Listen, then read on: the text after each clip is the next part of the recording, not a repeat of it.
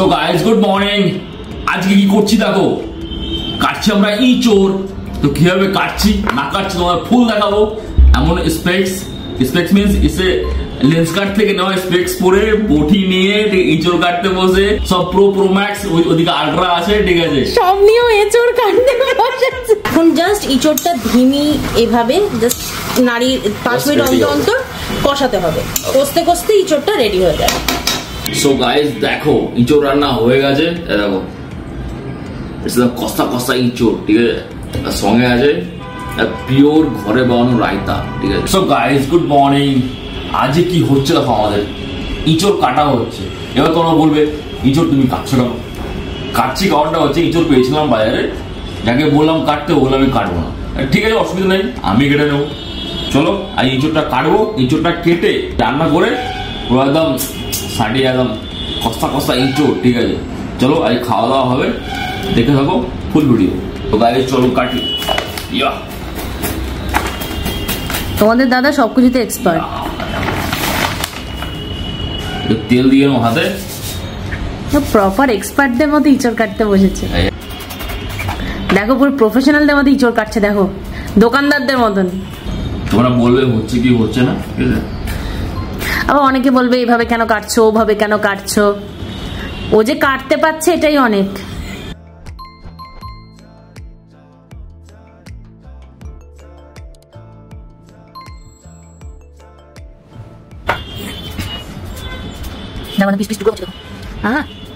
Cutting চলছে, একটু কষ্ট লাগে তো এই ইঁচড় কাটতে। তাও যে তোমাদের দ্বারা কাটতে পারে এটাই অনেক, তাই না? তোমাদের বাড়িতে কি কেউ কাটতে পারে ছেলেরা? আমাদেরকে কমেন্টে জানাবে।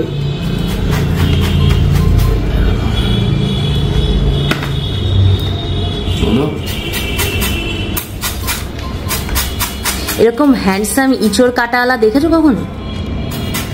বাজারে গিয়েও পাবে না কিন্তু। ইঁচড় সব মোটামুটি ছাড়ানো হয়ে গেছে, এ ভালোই লাগলো দেখে। সো গাইস দেখো অলমোস্ট কমপ্লিট। কাটিং করি, তারপরে রান্নাটা আমি করব। রান্না করবে আর কাটিং করে। রান্নার সরঞ্জাম আমি কাটবো, কিন্তু এই যে যেটা মেন আইটেম সেটা ও কেটে দিচ্ছে। আমি জানি অনেকে এর চেয়ে ভালো কাটে, ঠিক আছে। তোমাকে দেখে আজ আমার দাদুর কথা মনে পড়ছে। আমার দাদু এরকম ভাবে আসন পেরে বসে এঁচড় কাটতো। দাঁড় থাকলে ভালো হতো। ওরই মধ্যেই চলো আমি চালিয়ে নিয়েছি। আমার দাদু তোমার মতো স্পেশালিস্ট বটিতে কাটতো।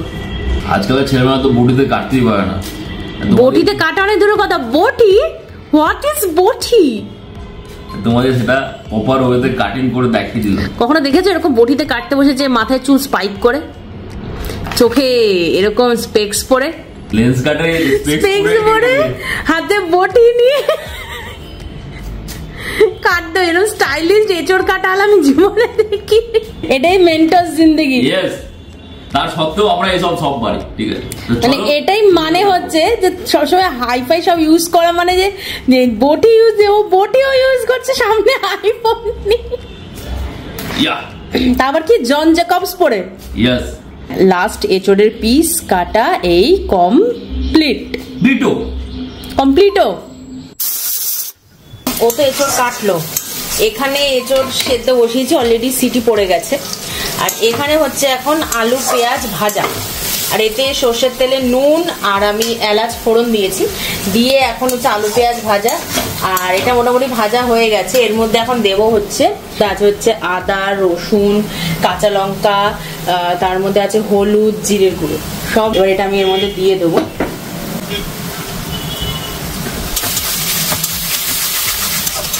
কষা কষা ইঁচড় একদম দেখে মনে হচ্ছে। ইঁচড় একটু কষা না হলে ভালো লাগবে না। জলটা যাতে মশলা পুড়ে না যায়, মশলা ধোয়ার জল দিয়ে দিলাম আমি। আমরা এর মধ্যে টমেটো কুচি, যেহেতু অনেকটা এঁচড় তাই আমি 2টো বড় বড় টমেটো দিয়েছি। ইঁচড়টা কখন দেবে? ইঁচড়টা দেবো একটু মশলাটা কষার পর।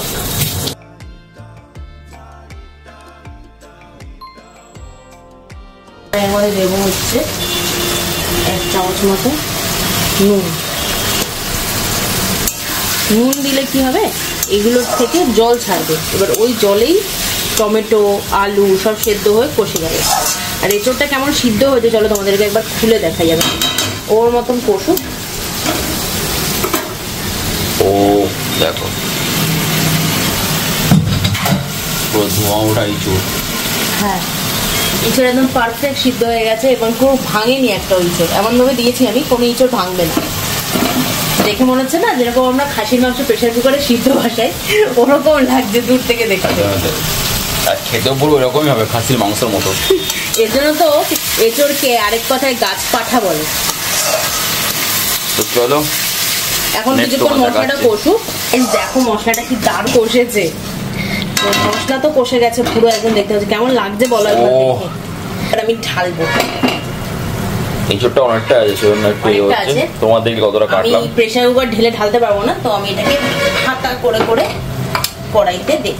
এঁচোড় পড়ছে ঝরে ঝরে। দেখো এঁচোড়টা কি পারফেক্ট সিদ্ধ হয়েছে। দেখো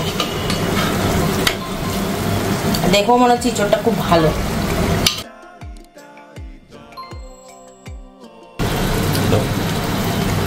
তাতে দেখো জলটা দেখো কেমন কালো বেরিয়েছে।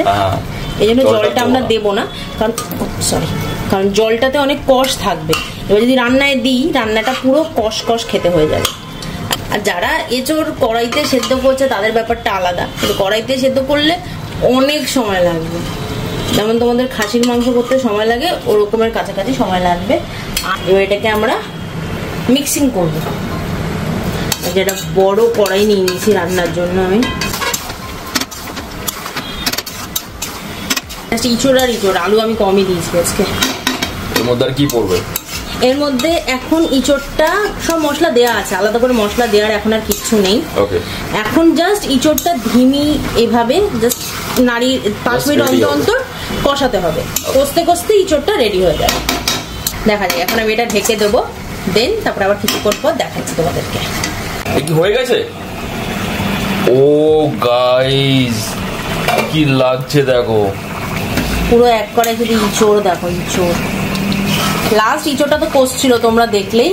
তারপর ওটার মধ্যে আসছে ঢেকে ঢেকে ওটাকে কষিয়ে কষিয়ে দেন অল্প জল দিয়ে যেরকম থিকনেস রাখতে চাও, দেন এর মধ্যে একটুখানি ঘি গরম মশলা আমি দিলাম, দিয়ে এবার এটা বন্ধ করে নুন টুন দেখে নিলাম, সব ফুল রেডি, একদম ফুল রেডি। দেখো চলো একদম কষা কষা থিকনেস। দেখো তো গাইস সার্ভিং হচ্ছে কষা কষা ইঁচড়।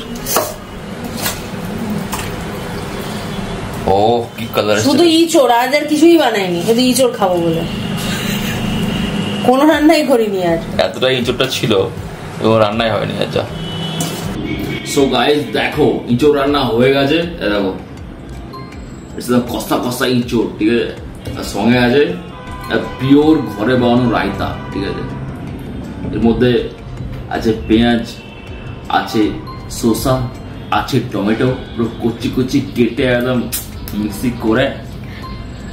এটা হচ্ছে স্পেশাল রায়তা, ঘরে বানানো।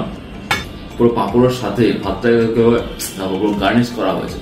চলো ট্রাই করা যাক। তো ওর জায়গাটা দেখো, ওরও পুরো সেম স্টাইল, ঠিক আছে, সেম স্ট্রাকচার। তেমন কিছু রান্না বান্না হয়নি, এর মধ্যেই চলো সাটিয়ে দেবো, ঠিক আছে। আমি বললাম ও কিছু করতে হবে না, ইঁচড় হলেই বাস যথেষ্ট। জানি না কেমন হয়েছে, খেয়ে দেখো। পুরো এক কড়াই ইঁচড় হয়েছে, ঠিক আছে। যত বড় পুরো মেরে দেবো আজকে। তো চলো ট্রাই করি। জাস্ট আলাদা হেভি হয়েছে, সঙ্গে একটু ঘিয়ের ফ্লেভার আছে, পুরো কষা কষা হয়ে যায়। ঘি তো লাগবেই। হেভি হয়েছে, হেভি। চলো আমরা খাই, মানে আমারও স্টার্ট হবে। দেখা হবে নেক্সট ব্লগে। টাটা। টাটা।